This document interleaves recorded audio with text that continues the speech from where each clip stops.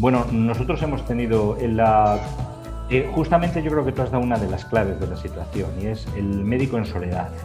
El médico observando la desgracia de un paciente al que puede hacer poco. Un paciente detrás de otro y de otro y de otro, porque desgraciadamente los médicos están acostumbrados a ver morir a sus pacientes. Lo que no lo están es a este volumen y a esta velocidad y en esta patología repetida y además con esa sensación de impotencia de no saber muy bien qué hacer. Entonces, nosotros las claves desde las que estamos trabajando es justamente romper esa soledad. Entonces, intentar crear grupos por medio de los cuales los profesionales puedan compartir experiencias. Has citado a los médicos, yo no quiero dejar fuera la enfermería. La enfermería, sobre todo en las unidades de cuidados intensivos, digamos en las situaciones más críticas, ahí los equipos de enfermería prestan una tarea fundamental y además el vínculo que en ocasiones tiene con los pacientes puede ser hasta más intenso que el vínculo del médico.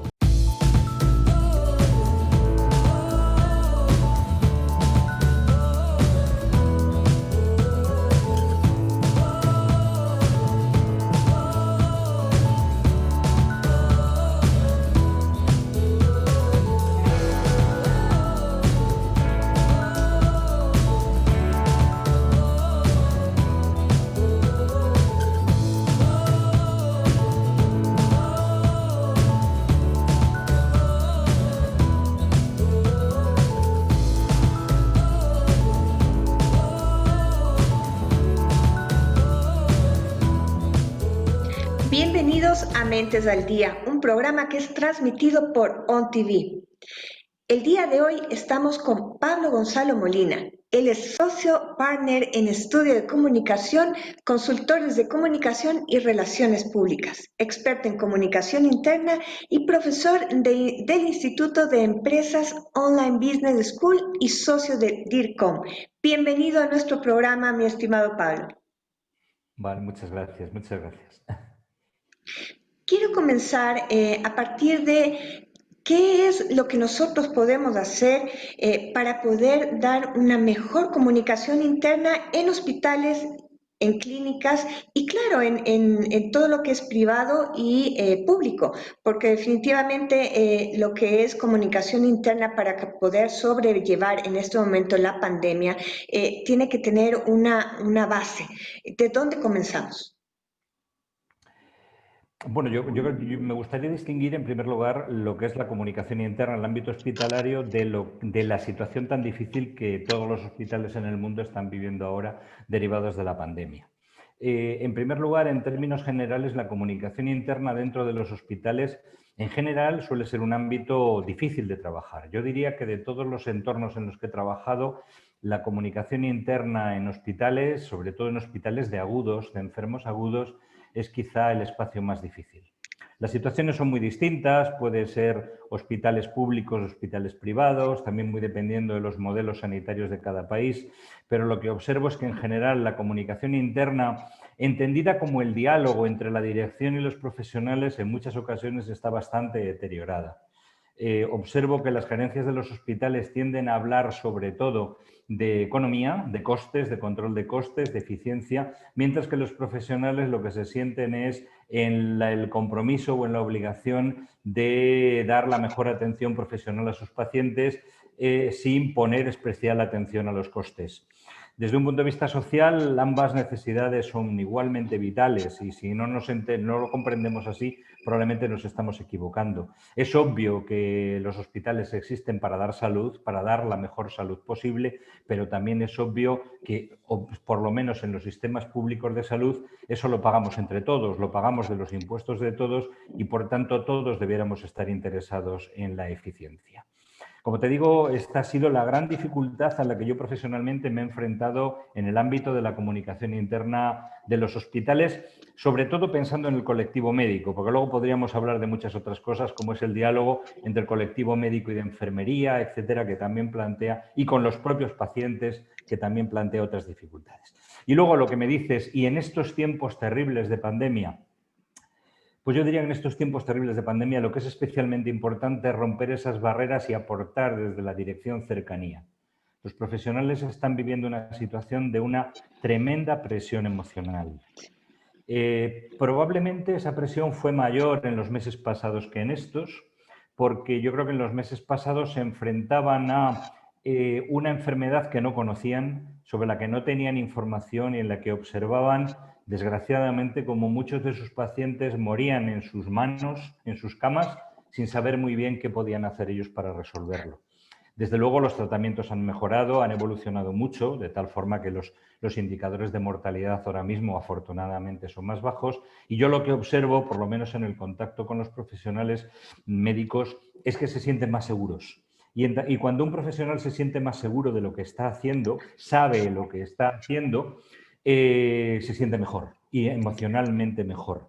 De todas formas, esto no significa, pues claro, que la mortalidad no siga siendo muy alta y, por otro lado, que la presión asistencial sea muy alta, de tal forma que las jornadas de trabajo a veces son muy largas, en otras ocasiones con una altísima carga de trabajo. Y esto, yo creo que mi primer consejo sería que la dirección de los hospitales vaya a los centros, vaya a los pasillos, acompañe a los médicos, esté cerca de ellos, mostrando voluntad de escucha, voluntad de atención y de resolver los problemas. Creo que es lo poco que desde la dirección de las organizaciones se puede hacer en estos momentos para ayudar a los profesionales que están en una situación de una altísima tensión, como decía.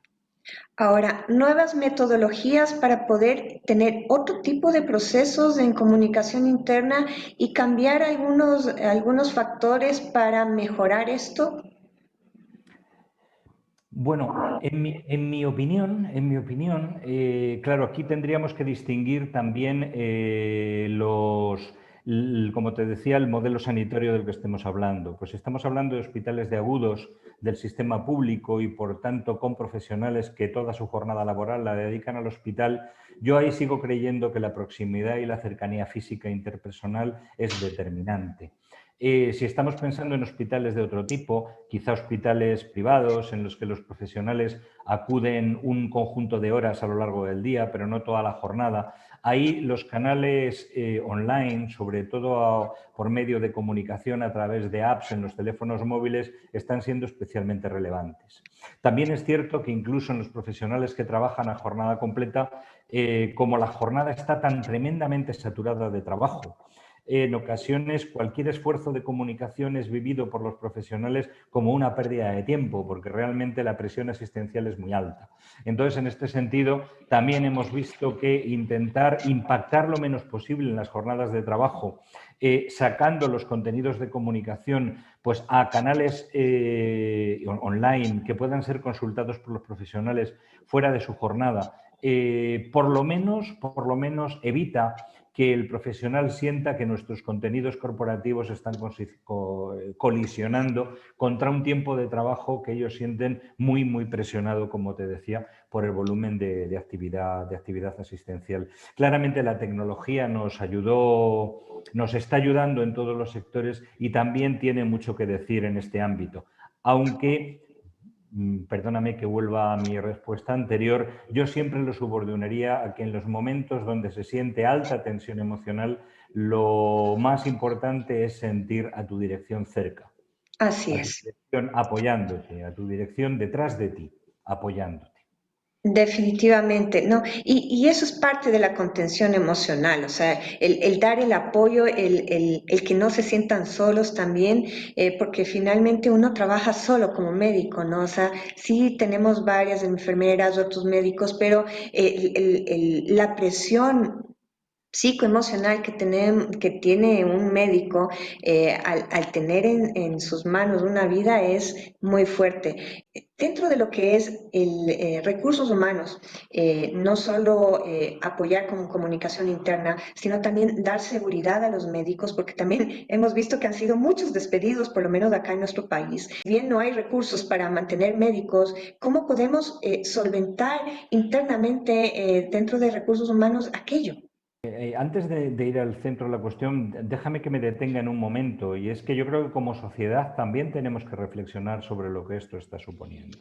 Tú hablabas de que en tu país pues eso, se han tenido que prescindir de médicos, recursos, etcétera. También ha ocurrido en España, el país desde el que yo os hablo. Y yo creo que esto tiene que poner encima de la mesa una situación, y es que quizá el mercado laboral no está suficientemente ajustado a situaciones como la que estamos viviendo en este momento.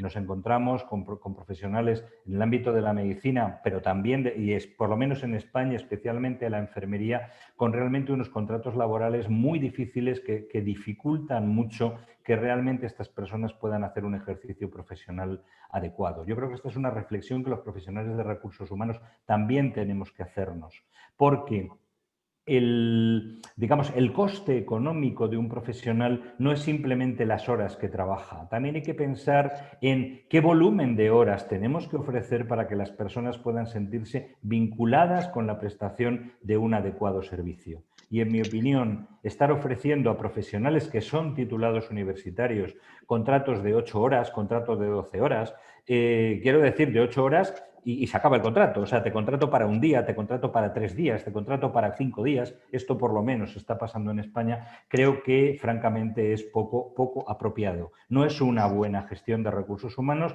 aunque entiendo que puede haber elevadas presiones de coste sobre las que tendremos que reflexionar porque creo que no nos llevan a un buen camino.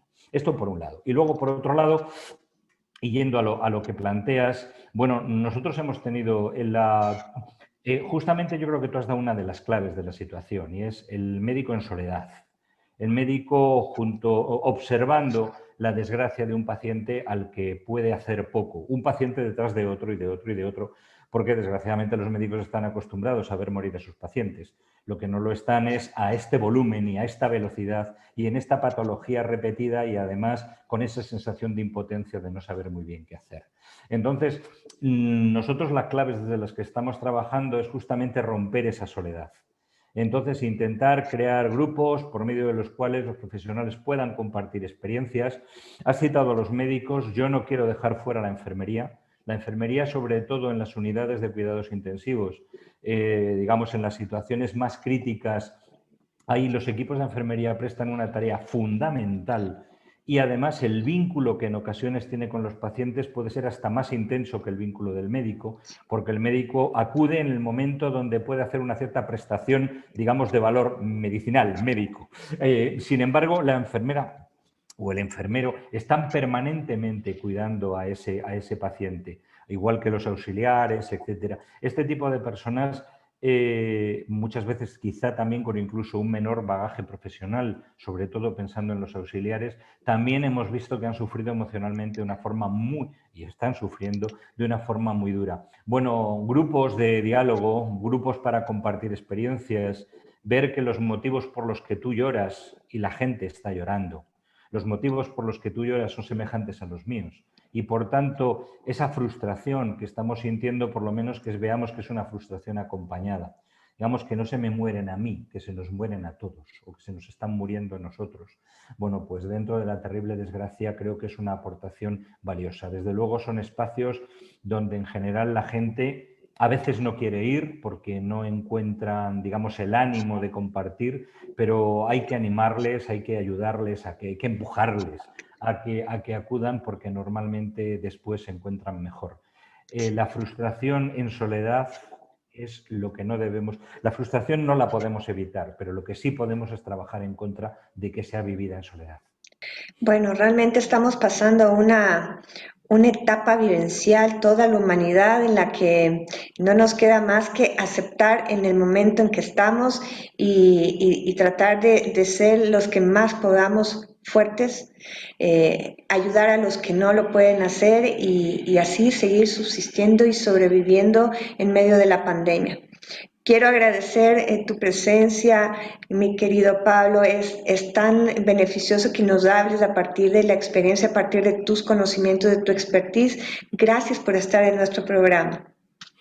Bueno, gracias a vosotros y desde luego lo que espero es que mis palabras que nacen del realismo, que nacen de describir las situaciones tal y como la están viviendo los profesionales, nos ayuden a todos, también a las gerencias de los hospitales, a reforzar ese grado de cercanía y de apoyo a los profesionales que yo creo que es imprescindible en estos momentos. Muchísimas gracias. Hemos estado con Pablo Gonzalo Molina desde España, él experto en comunicación interna y nos ha dado toda su visión a partir de la experiencia que ha tenido en hospitales y clínicas también. Hemos estado en Mentes al Día, un programa que siempre los mantiene actualizados e informados. Y no se olviden que pueden buscarlos en todas las redes sociales, en YouTube, en Facebook, en Instagram, en Twitter. Gracias por estar con nosotros.